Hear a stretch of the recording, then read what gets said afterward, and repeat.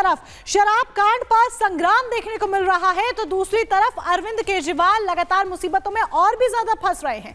एक तरफ शराब कांड की जांच की आंच अरविंद केजरीवाल के सर पर है तो दूसरी तरफ आम आदमी पार्टी के खिलाफ 5 एफआईआर दर्ज हो गई हैं। क्यों हम ये कह रहे हैं? दरअसल जिस तरीके से दिल्ली विधानसभा चुनावों को लेकर पोस्टर वॉर दोनों पार्टीज के बीच में जारी था, ऐसे में इस पोस्टर वॉर के जरिए आम आदमी पार्टी ने बीजेपी पर कुछ इस तरह के गंभीर आरोप लगाए जिसको लेकर अब एफआईआर दर्ज हो गई है। कौन से वो आरोप है और किस तरीके की एफआईआर दर्ज हुई है, किन धाराओं में दर्ज हुई है, इस रिपोर्ट के जरिए डिटेल्स जानिए।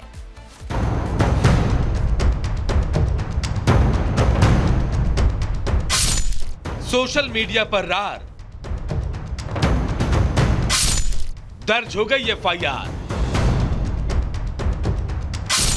पोस्ट पर बवाल,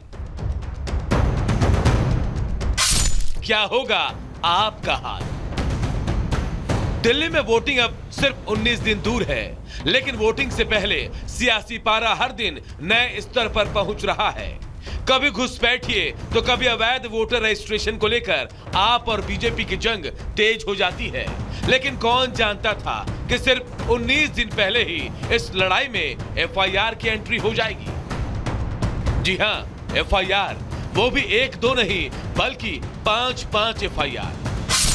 नॉर्थ एवेन्यू थाने में आपके खिलाफ अब तक 5 एफआईआर दर्ज हो चुके हैं। एफआईआर में छवि खराब करने का आरोप है।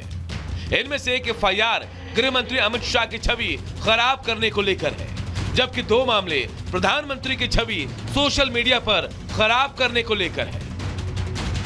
आम आदमी पार्टी के ऊपर हुई एफआईआर जिन 3 सोशल मीडिया पोस्ट को लेकर हुई, उनमें से 2 पोस्ट 9 जनवरी जबकि 1 पोस्ट 10 जनवरी को की गई थी। एफआईआर में इस बात का जिक्र है कि बिना किसी ठोस सबूत या तथ्यों के आधार पर ये पोस्ट साझा किए गए। इस 5 एफआईआर में एक मामला राम गुप्ता के खिलाफ दर्ज है। एफआईआर में राम गुप्ता पर प्रधानमंत्री कार्यालय की छवि धूमिल करने और जनता को गुमराह करने का आरोप लगाया गया है। राम गुप्ता ने अपने ट्वीट में प्रधानमंत्री के आधिकारिक आवास को राजमहल कहकर संबोधित किया। झूठा दावा किया कि प्रधानमंत्री के आवास में अलग अलग लग्जरी कमरे केवल सूट, जूते, चश्मे, एस्कार आदि रखने के लिए बनाए गए हैं। यह भी कहा गया कि आवास के नवीनीकरण पर 2700 करोड़ रुपए खर्च किए गए। एफआईआर में इन दावों को पूरी तरह से झूठा और मनगढ़ंत बताया गया। पुलिस ने मामले की छानबीन शुरू कर दी है और आरोपों की पुष्टि के लिए तकनीकी विशेषज्ञों की सलाह ली जा रही है। लेकिन हैरानी की बात है कि आम आदमी पार्टी ने अभी तक इस मामले पर कोई भी प्रतिक्रिया नहीं दी है। Bureau report, Republic Bharat. तो पोस्टर वार जो है वो अब एफआईआर तक जा पहुंचे हैं। आपको बताते हैं कि आखिर किस किन धाराओं में जो केस है वो दर्ज किया गया है, कौन कौन सी धाराएं जो है वो लगाई गई हैं।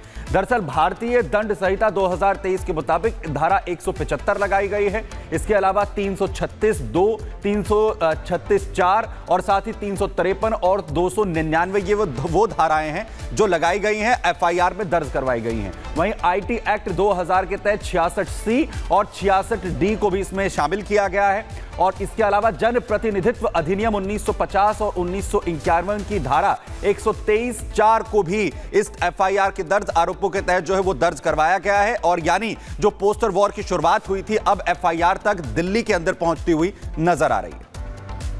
तो बात दिल्ली की ही करते हैं, क्योंकि दिल्ली में जिस तरीके से विधानसभा चुनाव है उसको देखते हुए आतंकियों के निशाने पर कई बड़े नेता हैं। ये खुफिया इनपुट्स मिले हैं, पुलिस के हाथ ये बड़े खुफिया इनपुट्स लगे हैं जिसको लेकर अब सुरक्षा और भी ज्यादा कड़ी कर दी गई है। अब रैलियों का दौर शुरू होगा और रैलियों में नेताओं पर किसी तरह का कोई हमला हो सकता है, ये सूत्र बता रहे हैं। और यही एक बड़ी वजह कि ये खुफिया इनपुट्स मिलने के बाद सुरक्षा व्यवस्था और भी कड़ी कर दी गई है। चप्पे चप्पे पर निगरानी रखी जा रही है। रैली में जब एंट्री ली जाएगी तो हर एक शख्स की कड़ाई से निगरानी की जाएगी, प्रॉपर चेकिंग होगी और तकनीक का भी इस्तेमाल किया जाएगा ताकि चप्पे चप्पे पर नजर रखी जा सके। खालिस्तानी आतंकियों के निशाने पर कई बड़े नेता हैं। चुनाव में दहशत फैलाने की साजिश रची जा रही है, लेकिन ये साजिश आखिर किसकी है इसको लेकर पुलिस अलर्ट मोड पर है और सुरक्षा को लेकर तमाम जो एहतियातन कदम है वो उठाए जा रहे हैं। आतंकियों के निशाने पर कई बड़े नेता। और उधर दिल्ली विधानसभा चुनावों को लेकर दिल्ली में सियासी पारा लगातार बढ़ता जा रहा है। मंगलवार को दिल्ली की सीएम आतिशी, कांग्रेस प्रत्याशी अलका लांबा और सोमनाथ भारती समेत 56 उम्मीदवारों ने नामांकन का पर्चा दाखिल किया। अब तक 85 नॉमिनेशन फाइल किए जा चुके हैं और आज बीजेपी के कई बड़े नेता नामांकन करने के लिए पहुंचेंगे। देखिए,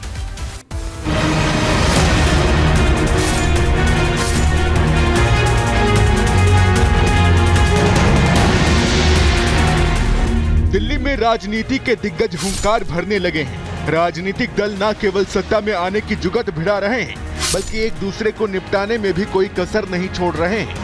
बीजेपी ने आरोपों की झड़ी लगाकर आम आदमी पार्टी के लिए मुसीबत खड़ी कर दी है, तो आप भी लगातार बीजेपी पर हमलावर नजर आ रही है। दिल्ली किसकी मलकियत होगी, इसका पता तो 8 फरवरी को चलेगा, लेकिन उससे पहले दिल्ली पर दावा जताने के लिए सभी सियासतदान पैंतरा अपना रहे हैं। दिल्ली का रण जीतने के लिए मंगलवार को कुल 56 प्रत्याशियों ने नामांकन पर्चा दाखिल किया, जिसमें सीएम आतिशी भी शामिल हैं। तो वहीं आज बीजेपी के कई बड़े चेहरे नॉमिनेशन फाइल कर रहे हैं, जिसमें नई दिल्ली सीट से बीजेपी उम्मीदवार प्रवेश वर्मा, कालकाजी सीट से रमेश बिधूड़ी, बिजवासन सीट से कैलाश गहलोत, जंगपुरा से आम आदमी पार्टी उम्मीदवार मनीष सिसोदिया का नाम शामिल है।